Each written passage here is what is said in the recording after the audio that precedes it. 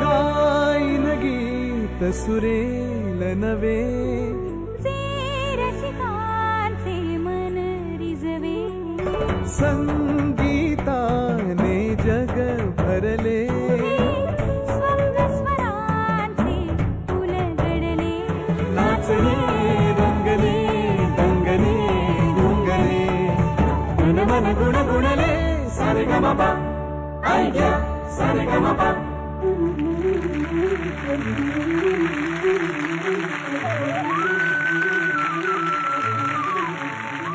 नमस्कार, सर्वांचं स्वागत आहे आयडिया सारेगमप लिटल चॅम्प्स मध्ये.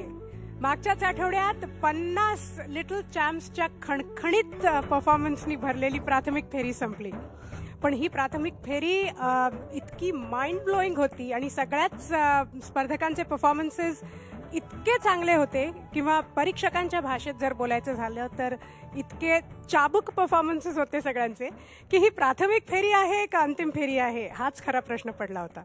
अनेक जुने रेकॉर्ड्स मोडले गेले, नवीन इतिहास तयार केले गेले ह्याच मंचावर.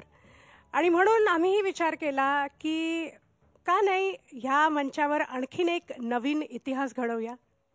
आणि हा नवीन इतिहास म्हणजे आत्तापर्यंत सारेगमपच्या मंचावर तुम्ही नेहमी बघत आलेला आहात की अंतिम फेरी सुरू व्हायच्या आधी एक कॉलबॅक एपिसोड घेतला जातो. पण ह्या वेळेला प्रथमच परीक्षकांनी आम्हाला विनंती केली की सगळेच परफॉर्मर्स एवढे चांगले आहेत, सगळ्यांचीच गाणी इतकी सुंदर झालेली आहेत की प्राथमिक फेरीनंतरच आपण इमिजिएट कॉलबॅक एपिसोड करूया. आणि म्हणून आज आणि उद्या ज्युनियर आणि सिनियर चॅम्प्सचा कॉलबॅक एपिसोड होणार आहे.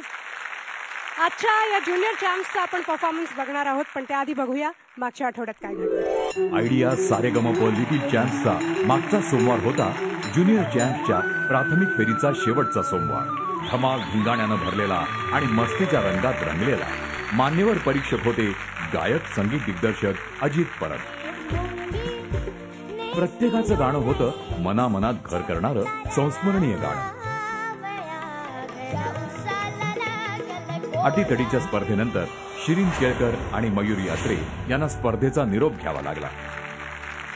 20 ज्युनियर चॅम्प्स, त्यांच्यामधून दर एपिसोडमध्ये फक्त 2 चॅम्प्सना पुढच्या फेरीत पोचवणं हे परीक्षकांच्या दृष्टीने खरंच कठीण होतं.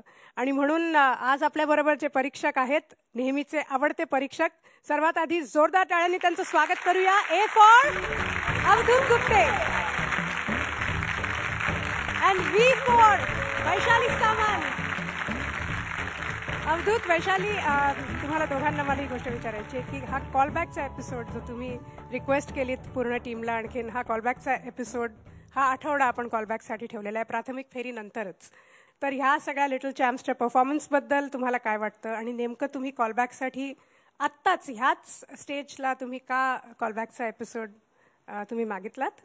आणखीन दुसरं म्हणजे ह्याच्या पुढे ह्या मुलांकडनं तुमच्या काय एक्सपेक्टेशन्स आहेत? ही मुलं मागच्या सगळ्या एपिसोड्समध्ये त्यांनी जे काय परफॉर्म केलं त्याच्यानंतर म्हणजे खरोखर रात्री झोप लागली नाही की ती मुलं बाहेर जाताना ज्यावेळेला बघितलं त्यावेळेला. त्यामुळे हा थोडा वेगळा रूल मोडून एक नवीन काहीतरी रिक्वेस्ट केली आणि झीनी ती मान्य केली, त्याबद्दल त्यांचे आभार. सगळ्यात आधी मला हे म्हणायचं की त्यांना सगळ्यांना परत इकडे बघून आम्हाला खूप आनंद झाला आहे. कारण ज्यावेळी ती एपिसोडमधनं बाहेर पडली त्यावेळी आम्हाला खूप रुखरुख लागलेली की थोड्याशा कारणाने त्यांना बाहेर जावं लागलं. मी चॅनलची मनपूर्वक आभारी आहे की आमची ही जी रिक्वेस्ट होती ती त्यांनी मान्य केली. मला वाटतं सगळेजण ॲक्सेप्ट करतील ही गोष्ट की त्यांना हा परत एकदा स्टेजवर येण्याचा त्यांचा हक्क होता.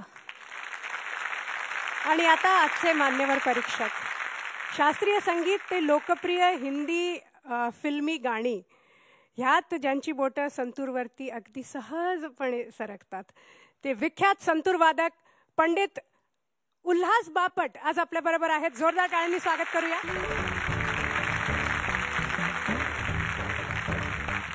नमस्कार उल्हासजी. आज तुम्हाला इकडे बघून खरंच खूप बरं वाटतंय. मलाच एक पहिल्यांदाच प्रश्न विचारावा असं वाटतो. विचारा. 2 वर्षानंतर मला परत बघून कसं वाटतंय? मी तेच सांगते की इतकं बरं वाटतंय तुम्हाला बघून. आणि मी आता तुम्हाला हेच सांगणार होते की मागच्या वेळेला जसं तुम्ही मला सांगितलं होतं त्याप्रमाणे मी तुम्हाला बापट साहेब नाही म्हणणार, मी तुम्हाला उल्हासजी म्हणणार आहे. तुमची मेमरी खूप छान आहे. लिटल चॅम्प्स तुम्ही आय एम शुअर बघताय टीव्हीवरती सगळे एपिसोड आज प्रथमच प्राथमिक फेरीनंतर कॉलबॅक एपिसोड घ्यायचं ठरवलं खास या लिटल चॅम्प्ससाठी. आतापर्यंत इतकी पर्व झाली सारेगमपची, आतापर्यंत असं झालेलं नाहीये. फक्त योगायोग आहे ना, मी परत कॉलबॅक.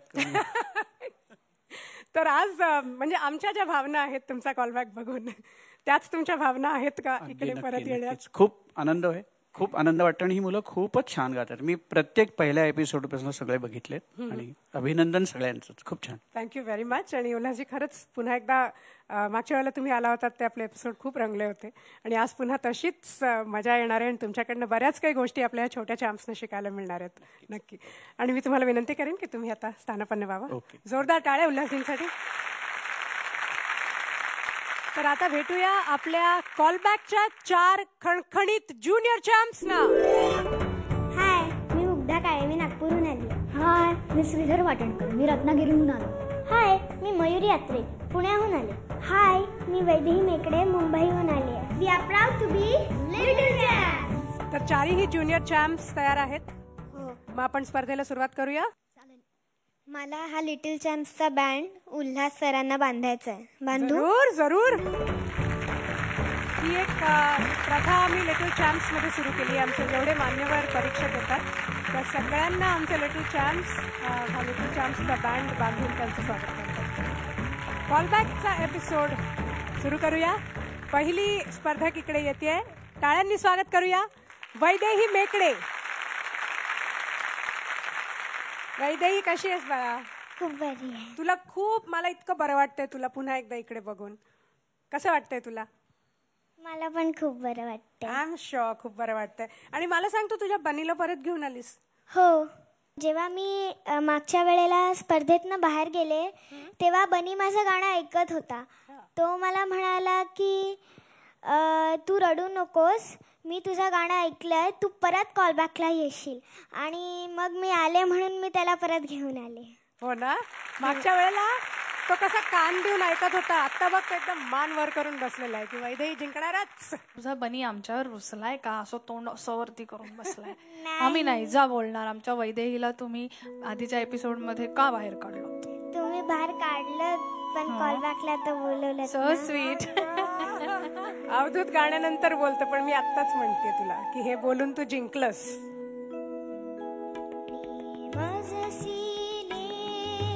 परत मातृभूमीला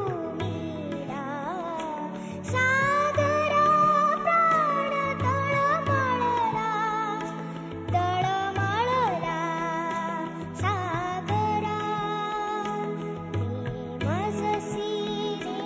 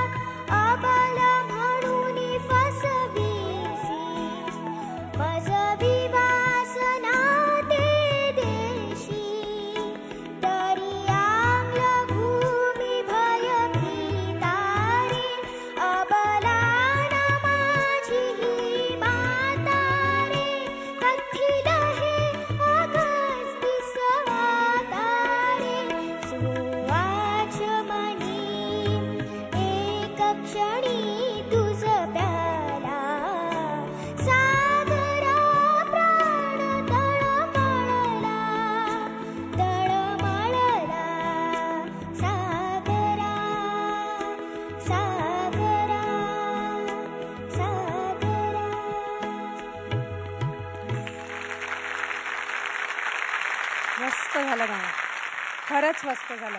कसं वाटलं तुला पुन्हा एकदा इकडे येऊन गाऊन? एकदम बरं वाटलंय. एकदम बरं वाटलं. आणि तू कोणतं गाणं सिलेक्ट केलं होतंस? कॉंग्रॅच्युलेशन्स. थँक्यू. तुला माहिती आहे, माझं खूप आवडतं गाणं आहे हे, आणि मी हे गाणं जेव्हा जेव्हा ऐकतं तेव्हा तेव्हा मला खूप रडू येतं. खूप छान गायलीस तू हे गाणं. आणि मागच्या वेळेला जेव्हा तू आली होतीस, म्हणजे पहिल्यांदा इकडे येऊन जेव्हा गायली होतीस, तेव्हा 2 गोष्टी तुला परीक्षकांनी सांगितल्या होत्या. एक तर सांगितलं होतं की तुझा श्वास खूप चांगला आहे आणि गाणं कुठे तोडायचं हे तुला बरोबर कळतं. वैशालीताईंनी तुला ध दिला होता आणि अवधूत दादांनी तुला प दिला होता. आज बघूया त्यांना तुझ्या गाण्याबद्दल काय वाटतं ते. काटा आला ग राणी, काटा आला अंगावर माझ्या. इतकी छान गायलीस. गाणं तुझे निवडलंस त्यामुळेच मुख्य म्हणजे मन एकदम वेगळ्याच मूडमध्ये गेलं सगळ्या. हे गाणं कसंही कुणीही कुठेही म्हटलं तरी सुद्धा ते काळजाचा छेद घेतं गाणं. तू तर छानच म्हटलंस. आपला कार्यक्रम हा साता समुद्रापलीकडे सगळ्या देशात ऐकला जातो. जर का माझे सगळे बांधव बंधू तिथे हे कार्यक्रम बघत असतील तर मित्रांनो, हे गाणं ऐकून तुमचं मन असंच द्रवत नाही का हो? मला एवढंच सांगायचं की आम्ही तुमची वाट बघतोय, या जरूर परत. गाण्याची निवड ऐकल्यावरच आधी मन भरणार, सगळेजण आपण सहमत होतो त्याच्याशी. आणि इतकं अवघड गाणं, शब्द उच्चारणं सुद्धा आणि सबंध गाण्याची खालपासून वरपर्यंत तू अतिशय सुरेख हँडल केलंस. खरंच अभिनंदन मनापासून. थँक्यू. Vaidehi, welcome back. खूप छान गायलीस बाळा. आणि उल्हासजी आणि अवधूत जे म्हणाले की एक तर हे गाणं इतकं इंटेन्स आहे. गाणं लिहायचं म्हणून नाही, तर जे गाणं ज्या व्यक्तीने स्वतः भोगलंय ते त्यांनी लिहिलेलं आहे, त्यांच्या आत्म्यातनं ते आलेलं गाणं आहे. आणि शब्द इतके कठीण असून सुद्धा मी प्रत्येक वेळेला बापरे आता ही चुकते की काय, पण एकही शब्द तू चुकली नाहीस. कोणी शिकवलं तुला हे गाणं? माझ्या आईने. शाब्बास. मला तुझ्या आई वडिलांचे मनपूर्वक आभार मानायचे की त्यांनी आम्हाला ह्या कार्यक्रमाच्या पहिल्यांदाच इतकी छान भेट दिली. धन्यवाद. आणि मला वाटतं तुझ्या जनरेशनची ही सगळी जी मुलं आज हा प्रोग्राम बघत असतील त्यांनी हे गाणं जरूर शिकावं आणि त्या गाण्यापाठची गोष्ट समजून घ्यावी. आज वैदेहीने खूप छान ट्रीट दिली आम्हाला. थँक्यू वैदेही, खूप छान गायलीस तू. वैदेहीने तिच्या पहिल्या एपिसोडमध्ये आपल्याला एक स्टोरी सांगितली होती ना, की ब्रिटिश समोर बघितले की तिला त्यांना चिमटा काढावासा वाटतो. ते हे गाणं ऐकल्यावरच आणि ही स्टोरी ऐकल्यावरच तिच्या मनात अशा भावना आल्या होत्या, हो ना? हो.